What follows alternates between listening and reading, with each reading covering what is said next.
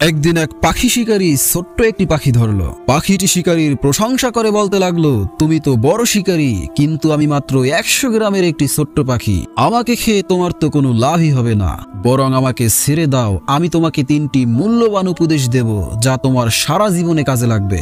শিকারী ভেবে দেখলো, পাখিটি তো আসলেই ঠিকই বলেছে, এত ছোট পাখি খেয়ে তো আমার কোনো লাভই হবে না।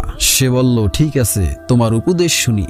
পাখিটি বলল, প্রথম উপদেশটি আমি তোমার হাতে বসে দেব, দ্বিতীয় উপদেশটি গাছের ডালে বসে দেব, আর তৃতীয়টি মগ ডালে বসে। শিকারী বলল, আচ্ছা ঠিক আছে। পাখিটি হাতে বসে প্রথম উপদেশটি দিল, অবাস্তব কিছু কখনোই বিশ্বাস করো না। এরপরে পাখি গাছের ডালে উঠে বলল, যা হারিয়েছে তা নিয়ে কখনোই আফসোস করো না। এরপরে পাখি গাছের মগ ডালে উঠে বলল, তৃতীয় উপদেশ দেওয়ার আগে আমি দেখতে চাই আগের 2টি উপদেশ থেকে তুমি কি শিখেছো। পাখি বলল, শোনো, আমার পেটে 200 গ্রামের একটি মুক্তো রয়েছে। তোমার তো সুযোগ ছিল এটি পেয়ে ধনী হওয়ার, অথচ তুমি আমাকে ছেড়ে দিলে। শিকারী হতভম্ব হয়ে বলল, হায় হায়, আমি কি ভুলটাই না করলাম। এই কথা বলেই সে পাখিটাকে ধরতে গাছে উঠতে লাগলো। পাখিটি গাছের মগডালে বসে মুচকি হেসে বলল, দেখো, আমি আগেই তোমাকে বলেছিলাম অবাস্তব কিছু বিশ্বাস করতে নেই।